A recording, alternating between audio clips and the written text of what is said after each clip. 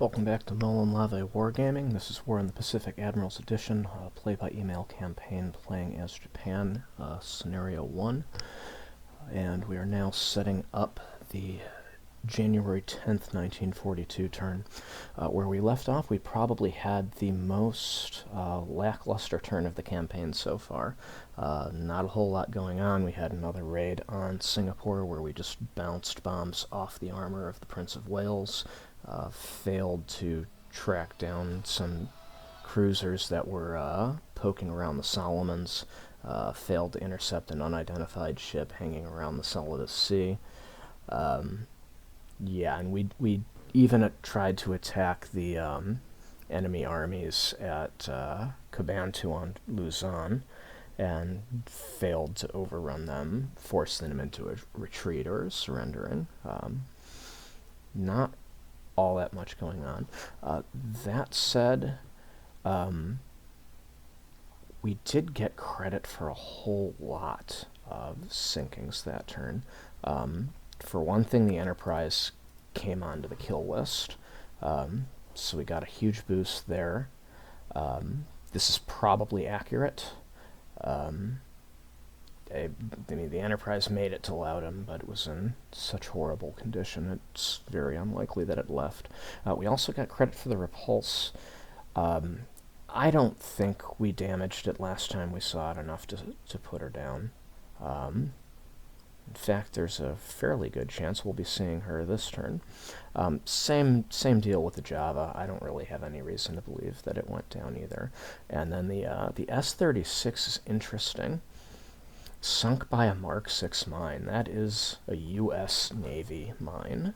And I did check the combat reports after hearing those, ship hit a mine sound effects that we heard during the combat replay.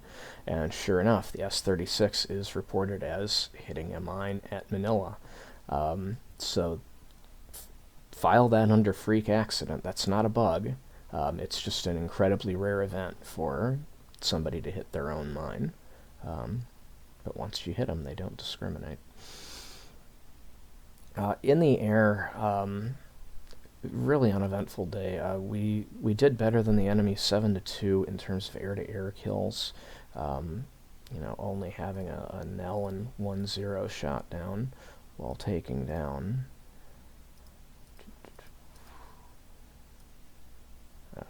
not a bad amount here. Two AVGP-40s, two Buffaloes, two Dauntlesses, leftovers from the Lexington's air wing, plus a Kingfisher. And then we had enough operational losses during the day that just completely offset that win in the air, which shows you how, not great the win really was.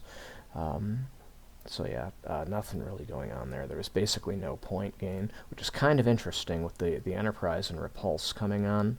But that didn't actually change the score. And you can see, like, Allied ship VP, we shot up, like, 600 points.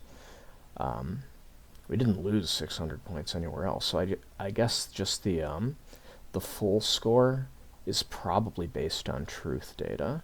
Well, each of these individual columns are based on what Intel knows. Anyhow, moving on. Getting into the setup, we do have some ships that are running out of ammo here, so they're ordered back to Tokyo or Yokosuka to rearm. Still 6 submarine contacts here and basically nowhere else around Japan. We'll be attacking this stray unit near Nanchang. This hex near Xinyang is going to be the site of a major battle. Putting a little more bombers on this hex than we have in prior hexes because this battle is taking place. So that should be eventful. I doubt this is going to be a one and done. So this may take a few days to get done, so don't necessarily expect any retreats or surrenders today. And that's really it for China. Due to the flak losses at Rangoon, I've increased the bombing altitude for the port strikes here.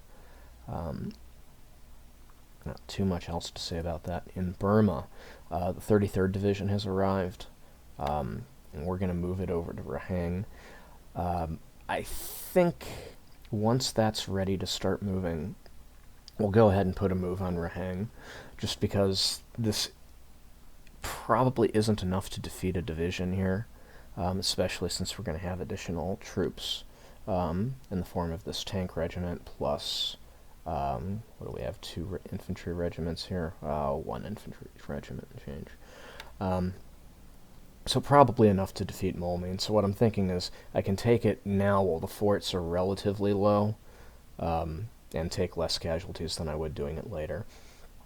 And then that'll more or less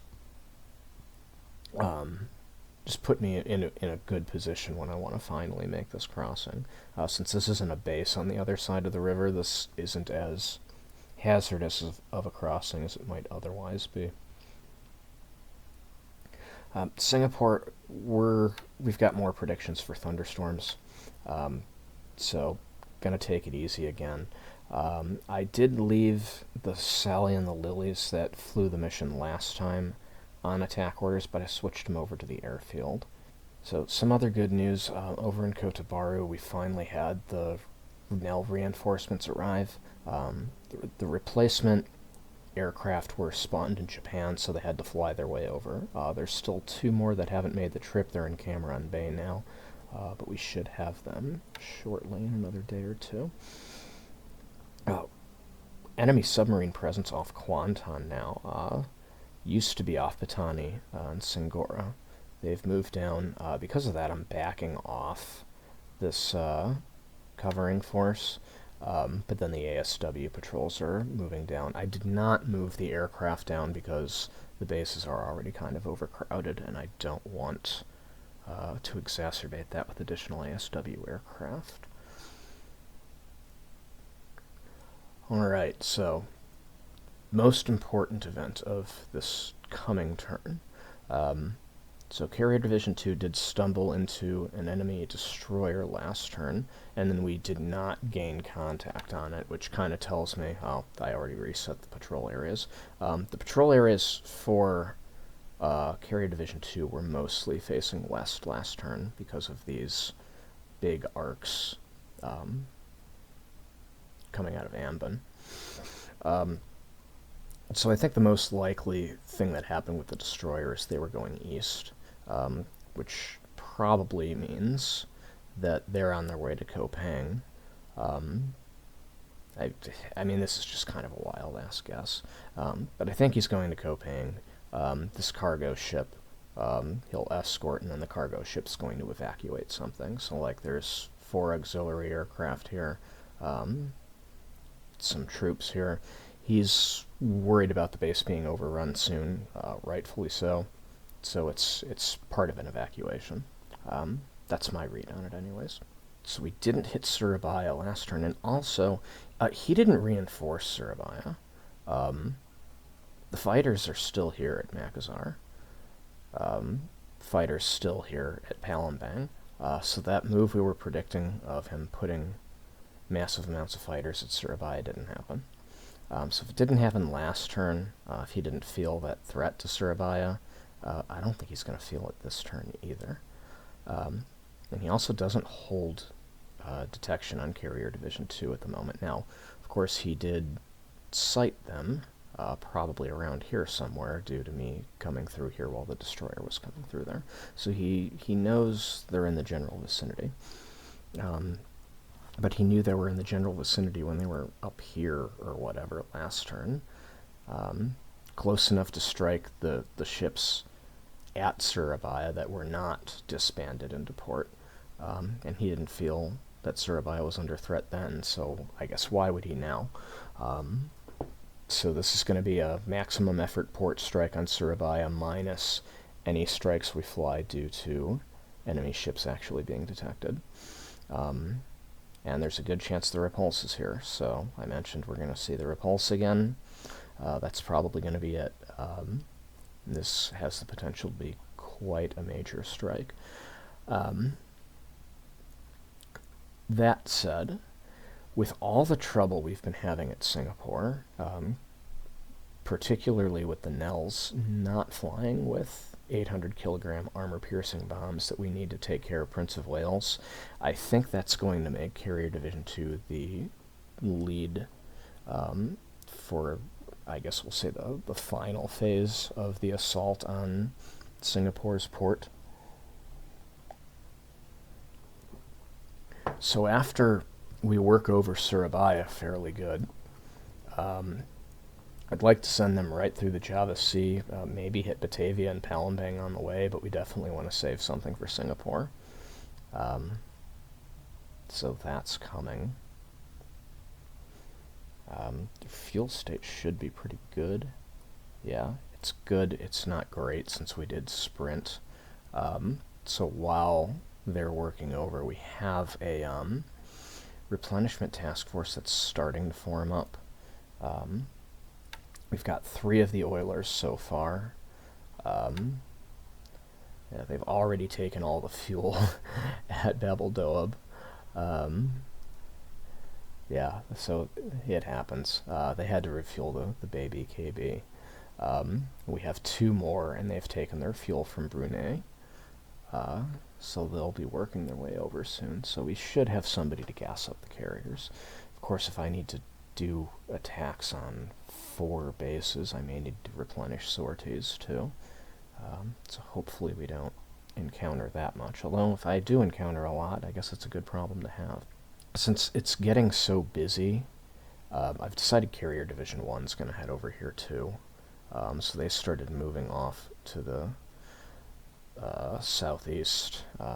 In hindsight, I decided that was kind of a mistake. So they're going to head back. And I'm not going to sprint. It's too far to sprint. And pretty much all my carriers need maintenance. They've been at sea continuously for a month now. Taking some sprints, we really need maintenance. It's getting kind of bad.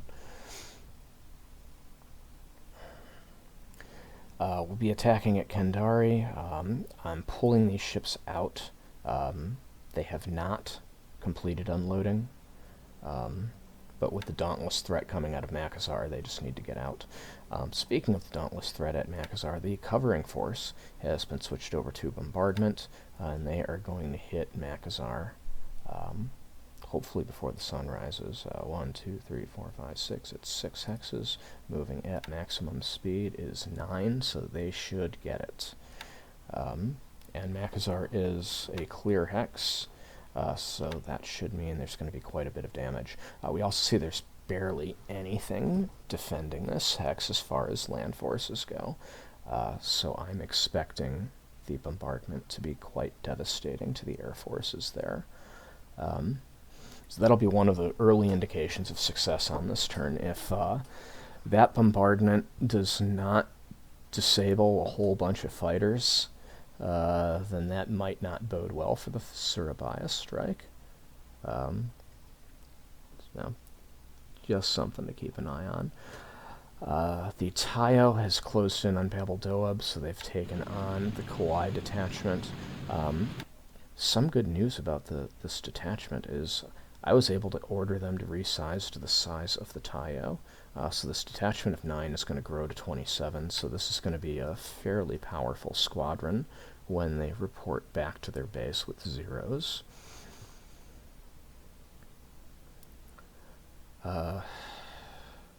We did not detect the enemy cruiser force as expected. They bugged out. That's fine. Carrier Division 3 is going to start working back up towards Truk. They need gas. The replenishment group's on the way. And then they're basically going to stay on station up around this area, supporting landing operations throughout the Solomons. We currently have these guys headed to Tulagi. We've got a force for the Shortlands loading up here, as well as a force for Lunga. Troops for Lunga's Guadalcanal loading up there, and additional troops coming out of Jaluit, I want to say. So these guys were originally going to go to Tulagi, but since Tulagi's already got attention, they're going to Lunga.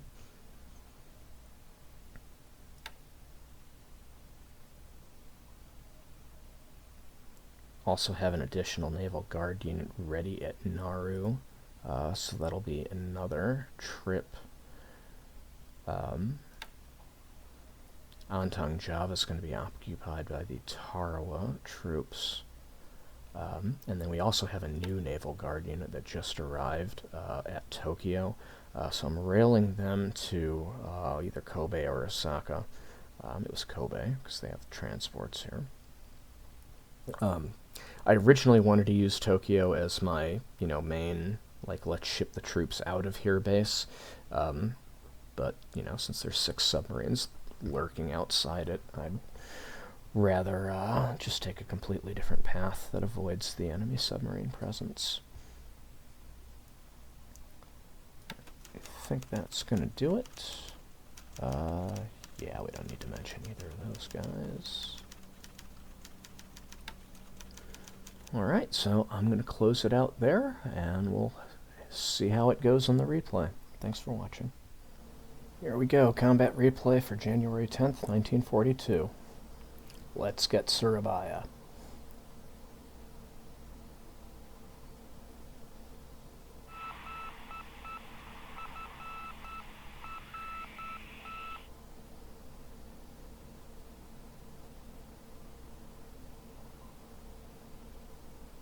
Alright, we've got a reaction to that task force in the Celebes Sea, and we've encountered it. Looks like it's just a cargo ship. A light cargo ship at that.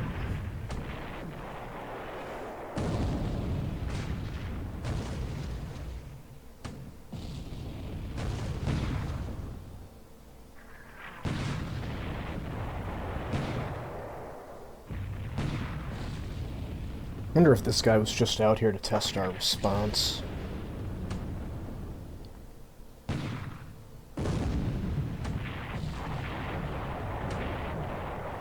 Alright, let's just skip this.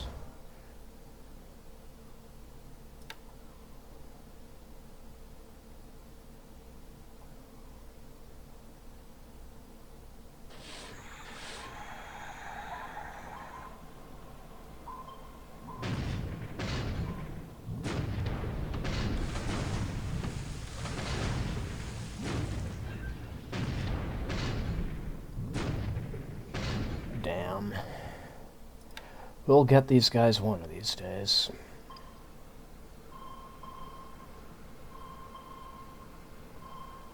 Alright, so we have an enemy task force operating around the Solomons.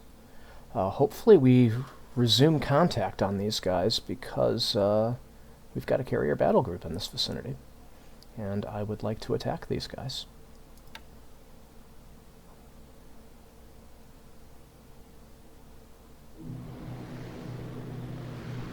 Night raid on Quanton. They've evaded the nates, but failed to do any damage.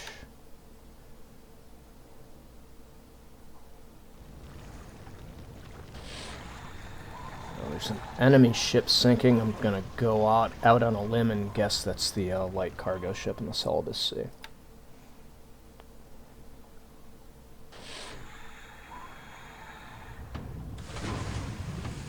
This isn't going to go anywhere. The destroyers here cannot reach the sub at this depth.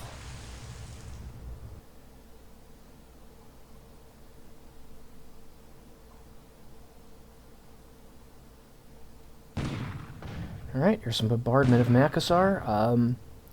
We're really hoping to see some aircraft damage here.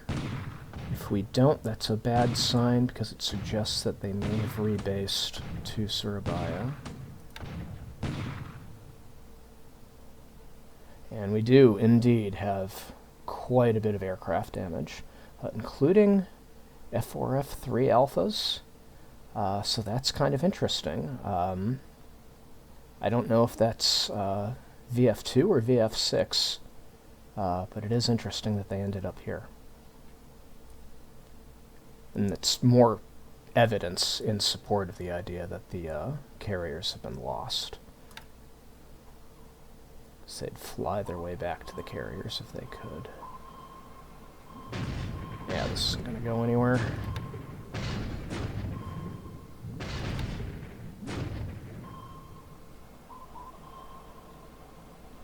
Damn. The most capable ASW ships here are the ones that fail to prosecute.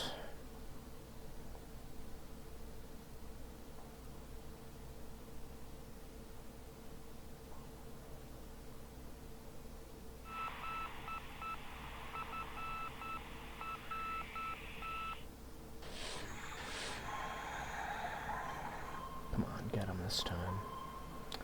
Sigh.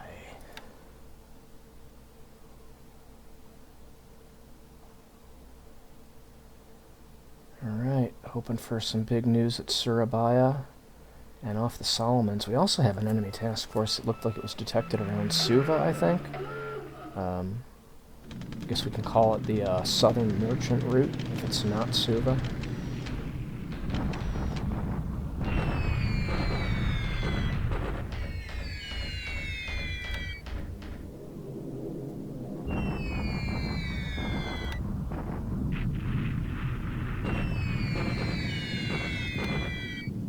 Here we go. Oh, these guys have defenders.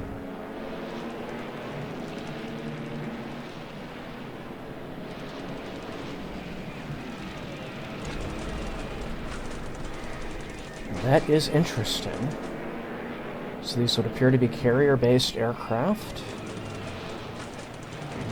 I guess it's possible they could be flying out of someplace like Tulagi.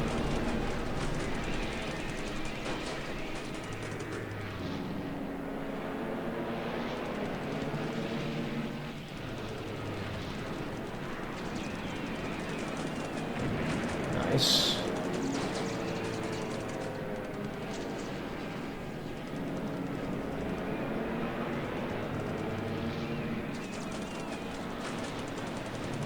I think the most likely answer to who these guys are is VF3, flying off the Saratoga.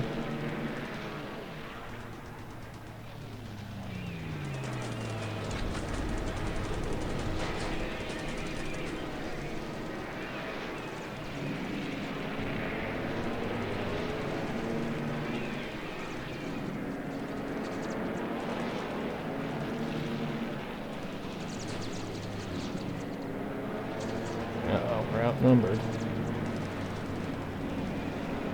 Let's see how long that lasts.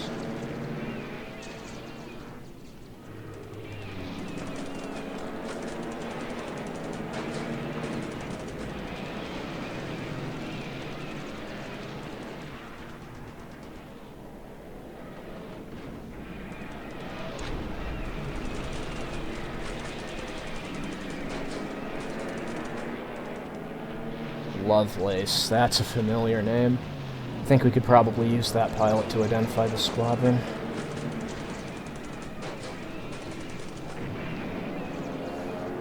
Alright, we got through without any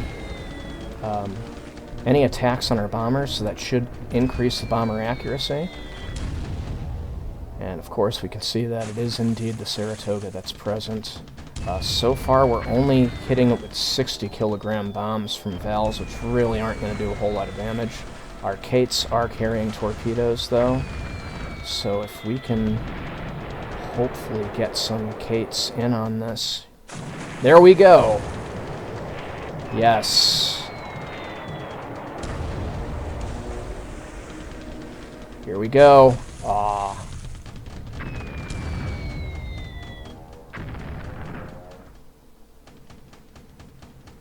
Yeah, there we go. Alright, so that's 2 torpedo hits. Actually 3, but one of them didn't detonate, so 2 torpedo hits on the Saratoga.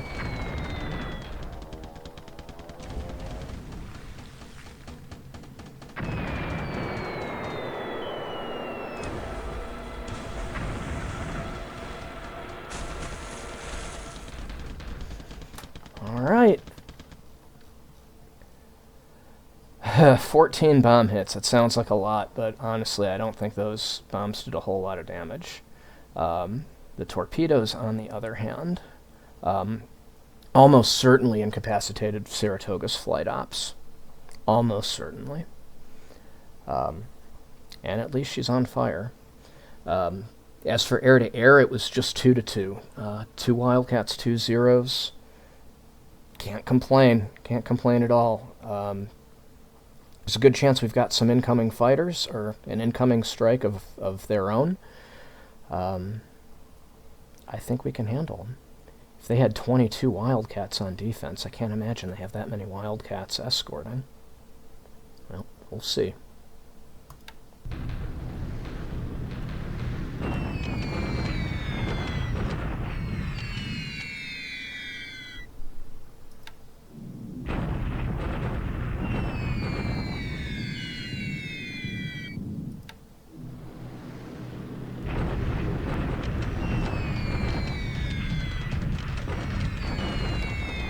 Here's our return to Clark Air Base, and it accomplishes very little. Just 3 runway hits in heavy rain. 3 hits for 28 aircraft, not impressive in the least.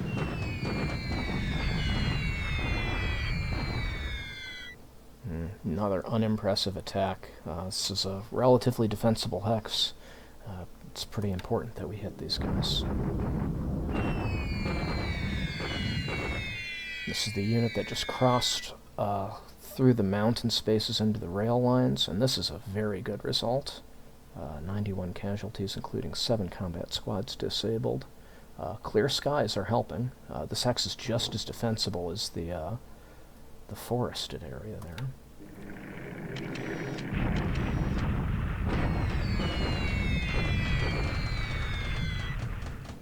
Yeah, 27 aircraft, 3 hits. Here we go. 36 Dauntlesses. I think we're going to have 17 Zeros, it said, defending. I hope that's enough.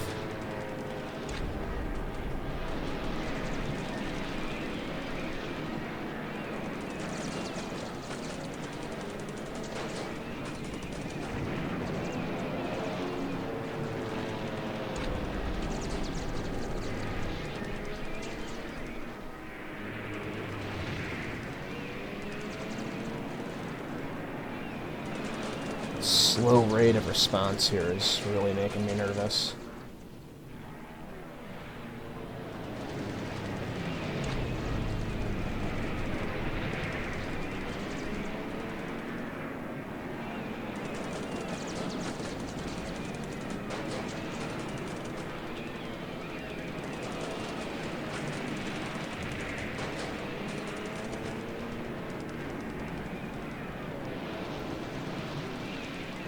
Got close to our maximum available aircraft here now.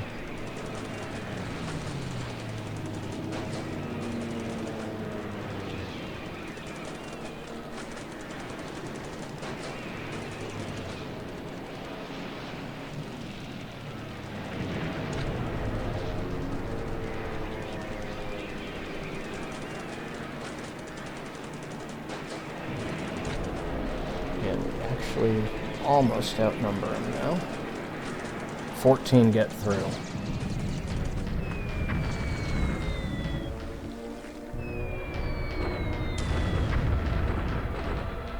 VS3.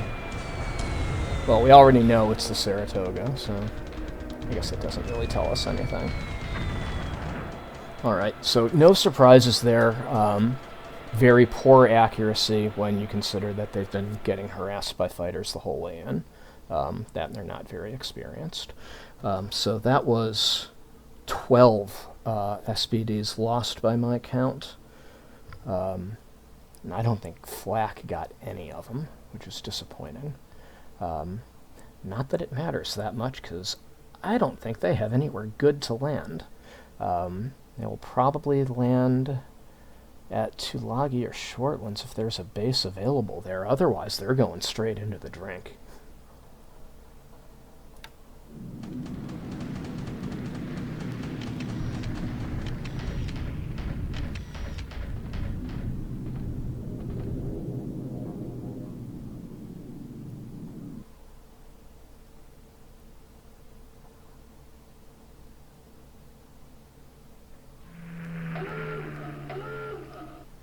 lot of sighting reports around the Marshalls. I wonder if any of those are real. Those are just all our own ships being reported.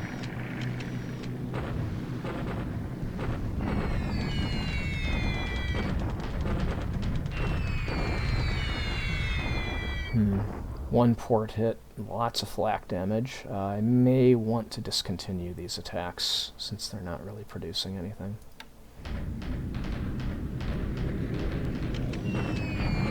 Nice. Well, I had intended for these guys to fly with Zeros escorting them, but it appears that our bombardment was so successful that that was unnecessary.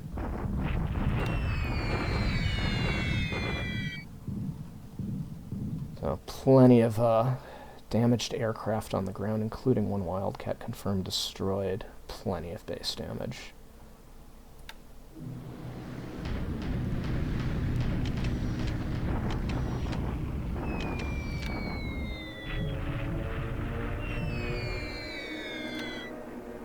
Here's the Surabaya raid.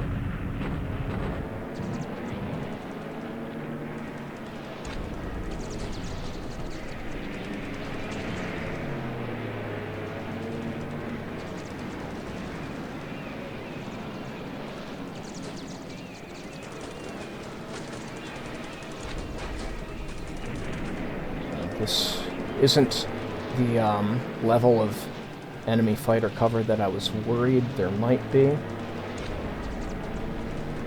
So it looks like we're going to get through. P-38s are by far the most dangerous aircraft here. Only 3 of them here so far.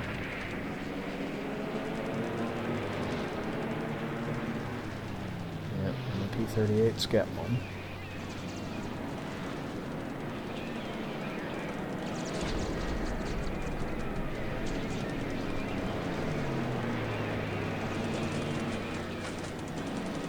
Should be a relatively low altitude strike, so I'd expect the P-38s to get a decent dive attack in the beginning, but then after that, getting into a turning fight with Zeros is a losing proposition for them. So we should do okay. Yeah, so they just knocked one out with a dive attack there, and their 3D bombers down.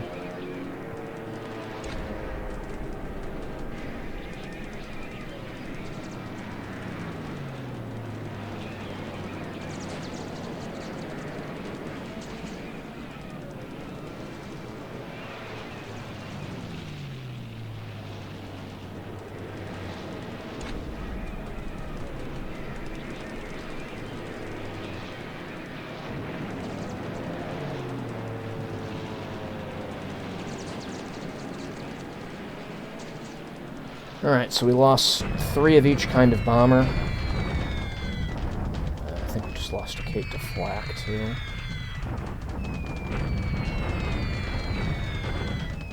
And a Val. Not seeing any ships being hit.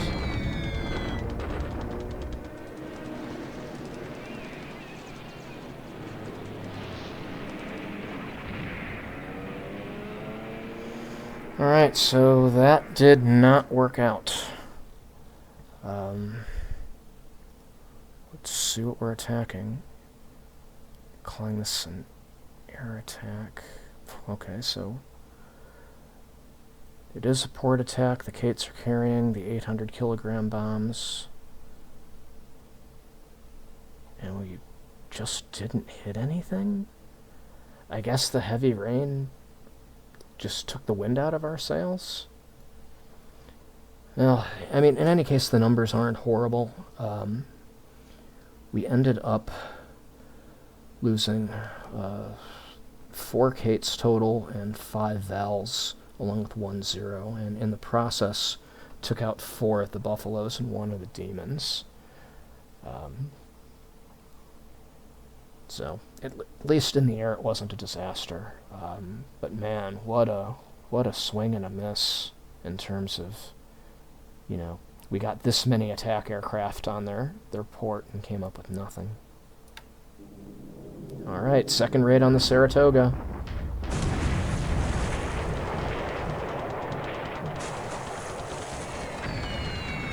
Oh, and the Kates are already carrying bombs. That's disappointing.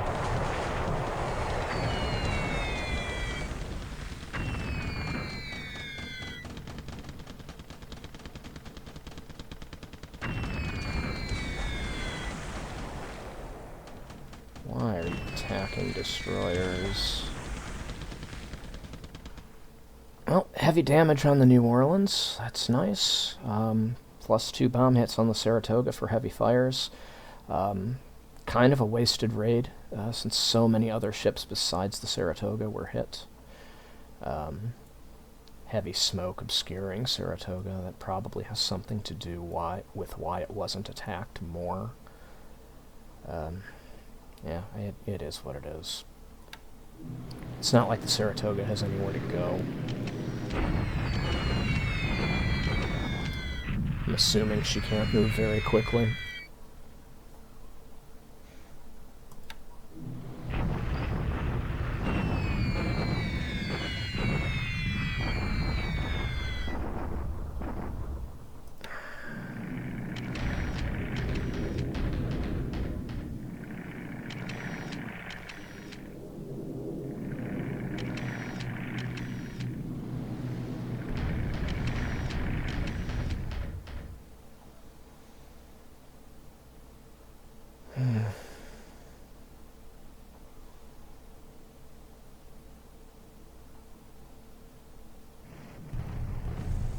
Alright, this is probably our biggest land attack.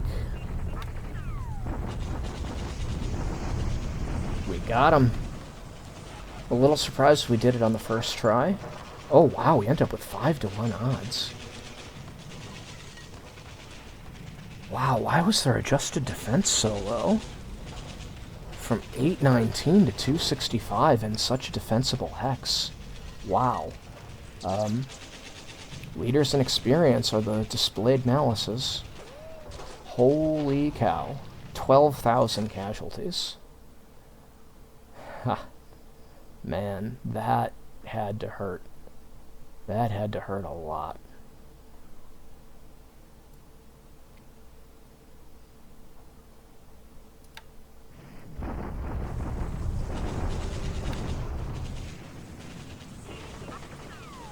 Why are these guys retreating instead of just surrendering and dying?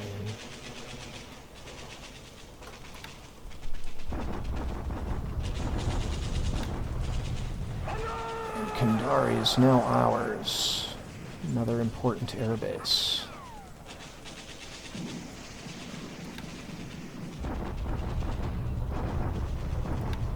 Alright, these are the enemy forces that retreated from Loughton. So we've now captured Dilley. And it doesn't appear there's really anything of value here.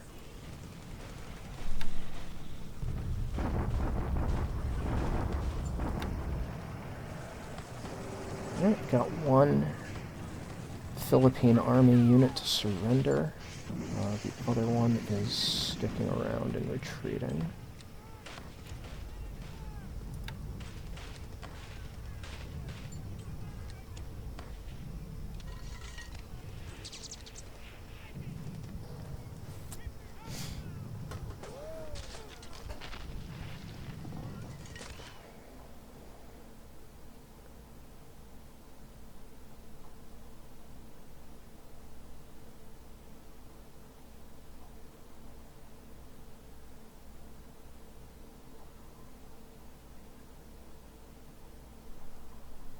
Wow, so what a turn, right? Our raid on Surabaya happens, but amounts to nothing, basically. Really, really surprising and disappointing result there. But at the same time, we still, had a major victory with the sinking, well, not necessarily sinking, but disabling the Saratoga. Yeah, let's, check this out before we sign off. So they know where we are, and they did send one strike after us. We're basically showing no aircraft left here for all practical purposes. And these guys really have nothing left to do but run. Carrier Division 1 isn't even that far away. We could get them in on this fight. We can move them probably 16, which would get them basically to Raval in one turn.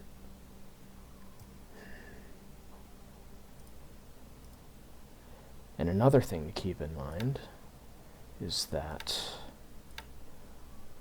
well, no, Raval isn't a functioning airbase just yet, not really. We only have fighters there.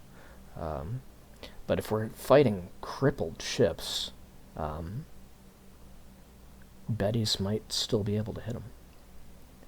And it's not like there's going to be any fighters defending them anymore. Yeah, where could these fighters have gone? Air capacity 0 at Shortlands, they can't go there. Air capacity 0 at Tulagi, they can't go there. Air capacity 0 all the way here at Espiritu Santo.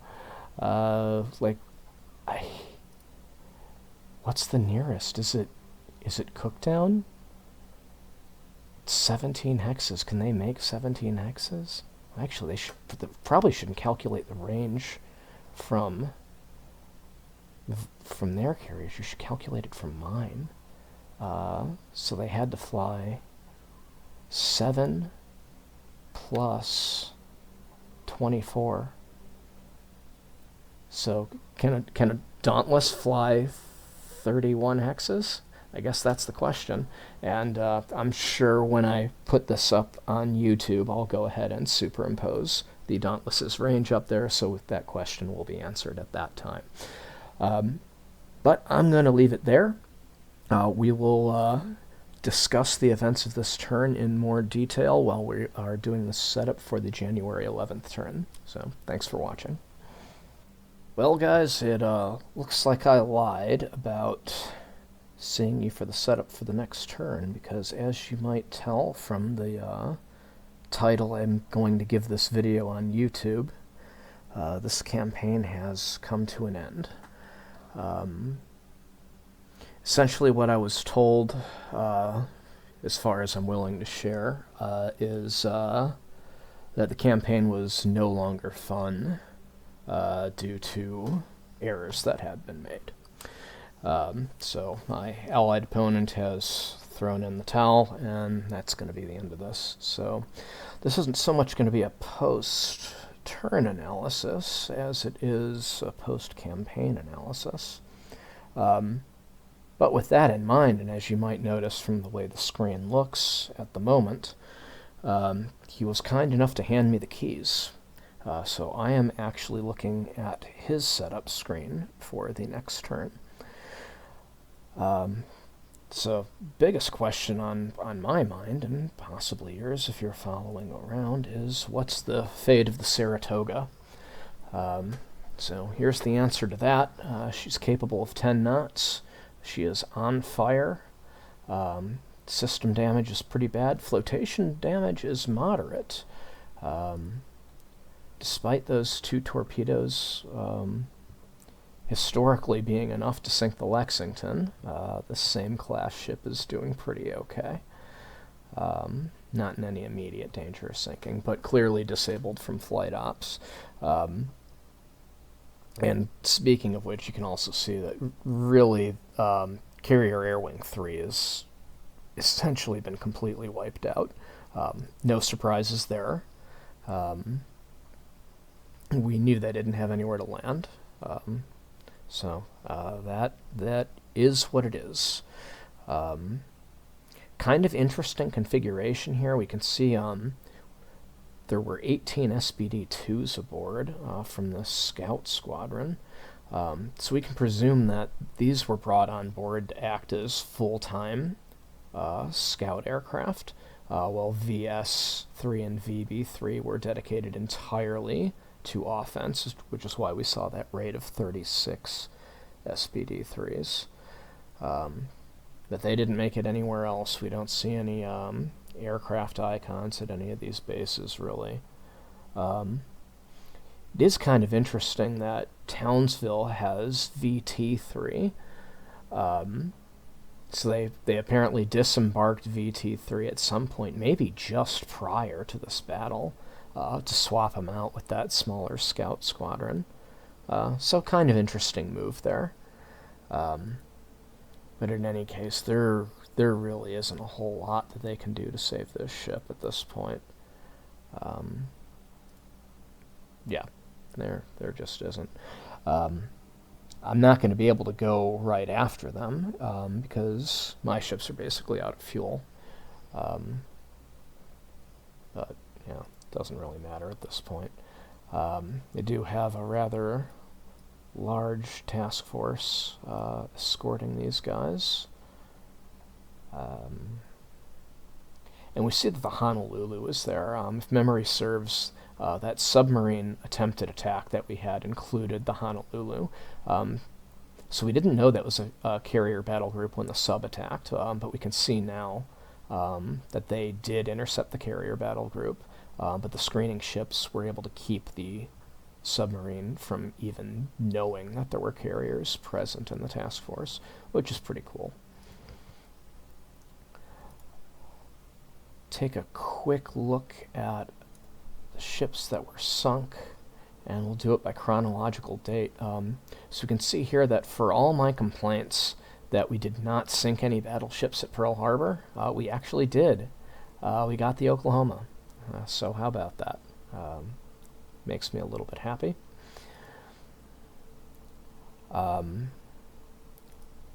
Take a look at their submarine losses here. Oh, we're looking at mine. Yeah, let's get rid of those. Pretty good. Yeah, all these Manila losses. I actually think literally all of these are losses that we can attribute to our port strikes on Manila. Yeah, I mean all destroyed by bombs and all in the vicinity of Luzon. So that's pretty cool. So I mean it looks like in that sense my opening strategy worked pretty well, even if I didn't get too many battleships. And I also have to note that we really did not suffer a lot of submarine losses from enemy submarines during this campaign. Yeah, and I know, like, you know, the Mark 14 is pretty crappy, but even so, the fact that we barely took losses from enemy submarines, I think means I did something right. Clearly, I can still adjust my opening strategy a bit.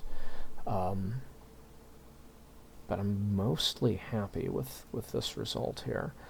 I guess before we get too caught up in submarines, we want to know something else. Obviously, there's a question that's been following me around for this campaign for some time, and that's yes, both the Enterprise and Lexington did sink in the vicinity of Loughton. Lexington on 26 December, Enterprise on 28 December. So with the Lexington going down first near Loughton, that means it never even made it there. So it was apparently only the Enterprise that was able to shelter there, and the damage that we dealt it in that secondary attack was enough to finish it off. Is there anything else we need to know about what the Allies were up to? You can see that they had quite a bit going on at Suva. Find that to be kind of interesting, including an air transport group over here. Did they deliver anything interesting? P-40 Bravos, okay. Yeah, that's the only unrestricted unit there, so not too interesting. We've been monitoring these guys from submarines. It isn't entirely clear what they were up to.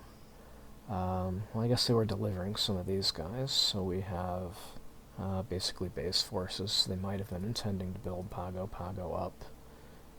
Although they haven't started with that build-up in terms of base construction.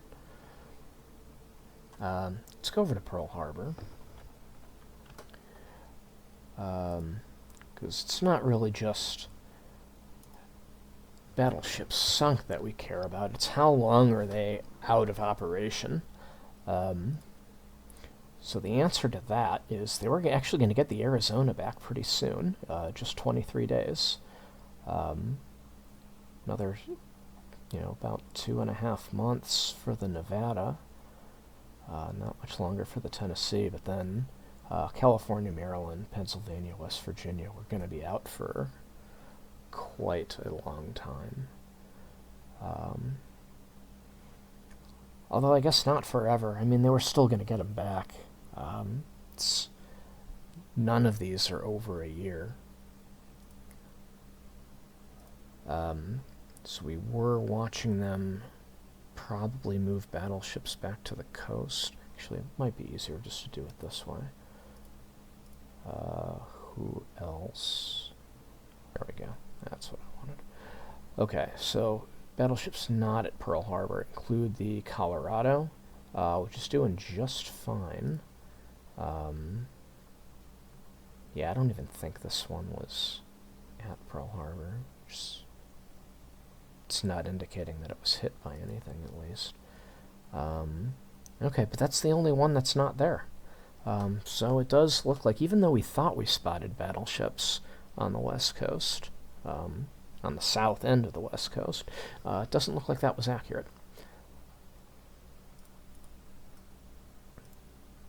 As for Singapore, it's not too much damage to ships here. The Prince of Wales isn't going anywhere anytime soon. It's pretty cool. Lots of system damage, or damage to weapons, I should say, and also plenty of system damage. Decent amount of flood damage, decent amount of engine damage, enough to keep her relatively slow. She's only capable of... Doesn't it say? There we go. Only capable of 14 knots at the moment. So she's probably not going anywhere anytime soon, so that's good news. In terms of the total ships that are just here, though, quite a lot. Although, I kept seeing reports that there were a lot of submarines here, and it looks like that's just not true. So that's disappointing or concerning. Could they have all just left recently? I don't see any concentrations of Allied submarines nearby. Okay, we've got some ships look like they're evacuating. So here's task force that's at least labeled fast reinforcement. Now, this doesn't necessarily tell me that that's where they went, but these guys apparently delivered reinforcements recently. Let's see, that would be an unrestricted unit, right? So probably not Singapore itself. They're not all that well garrisoned. Probably not here either. Talatchat might make a lot of sense.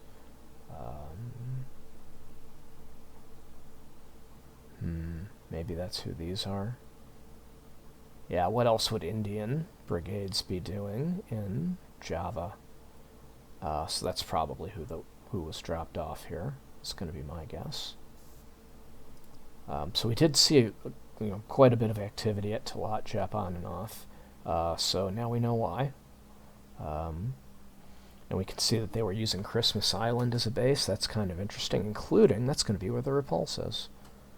That's going to be where the repulse is. So that was going to be a question we had. It is not going to be repaired anytime soon, that's for sure. It's slowed down to 15 knots. Still a fightable ship. probably going to be a torpedo magnet in any fight it gets involved in. Here's another large task force. Kind of wonder where these guys made it to. Slow movers. Yeah, I would not have likely moved my carrier division to look into these guys. I'm not even sure I would have checked Christmas Island, to be totally honest. Yeah, that's a little embarrassing that they had this many ships under my nose and I might not even have checked for them.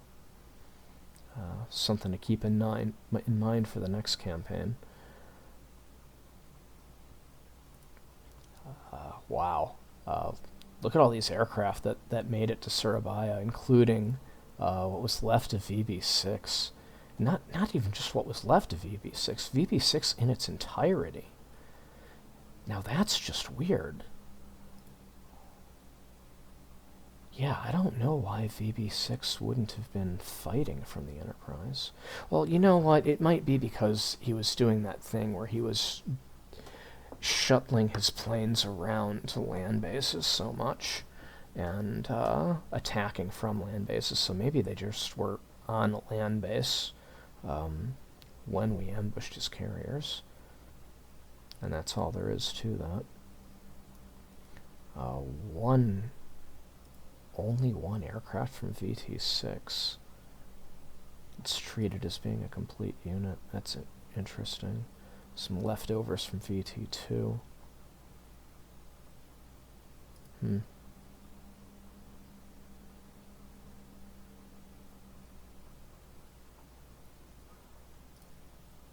So who was here at Surabaya that I was so interested in killing? So they've got a bunch of destroyers. Yeah. Okay, so these are all British. So the British have been hanging out here. Does that mean that these are going to be mostly Dutch? Dutch, English, and American. So basically that's what's left of Abda.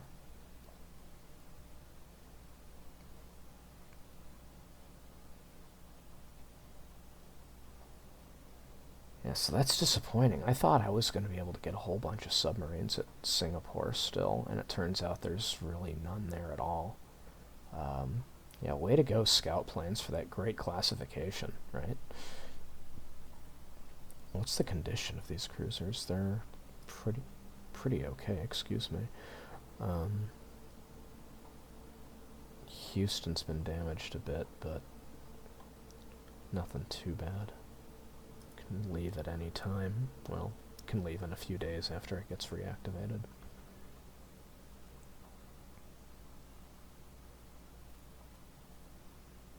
It's destroyers hanging out at Kopang for some reason. Well, hanging out because they're damaged. At least in the case of the Mahan. Darwin. Not much going on in Darwin. And I guess the last thing we'll check in on is going to be Clark. Let's see how much assault strength they actually had. So they've got 740. Almost all of that from Philippine infantry divisions, not a whole lot from American. But they do have another 346 in reserve at Batam. So, I mean, basically I think I would have had these guys. I don't think this was headed for a stalemate.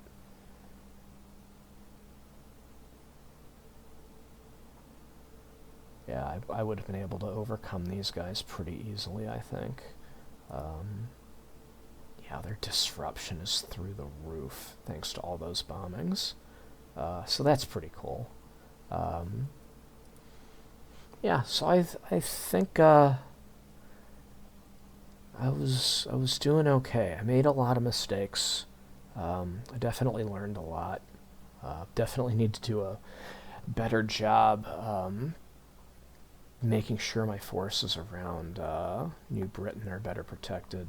I made some mistakes over in the South China Sea, thinking that it was really kind of only the amphibious operations off the Malayan coast that were at risk, when it turns out, yeah, the stuff off Borneo and Sarawak were at risk too. So I've learned a few things. I'll be better. It's really disappointing when a campaign ends early like this with a rage quit, basically. But it is what it is. I'm recording this a whole lot later, or I guess a whole lot earlier, I should say, than when it's going to be released on YouTube, probably. And it's actually been several weeks in real time since this was played, because I was releasing these slowly for operational security reasons. So I can let you guys know I've already secured a new opponent. In terms of content production, I don't think there's going to be much of an interruption. We should be able to get this new campaign off the ground pretty soon.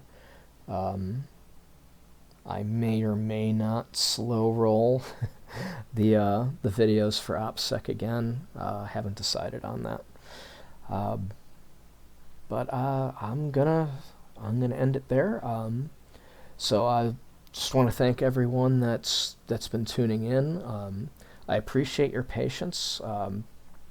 This, as I've mentioned before, first time trying to create content like this. I never did anything like this before, and it's going to take some time for the suck to come off. So I know that that's probably affected the quality of the content. There's a whole lot of other people doing War in the Pacific these days, and I'm starting from the bottom. So once again, thanks for watching, and thanks for your patience, and look forward to producing some hopefully higher quality content for the next campaign. Take it easy, guys.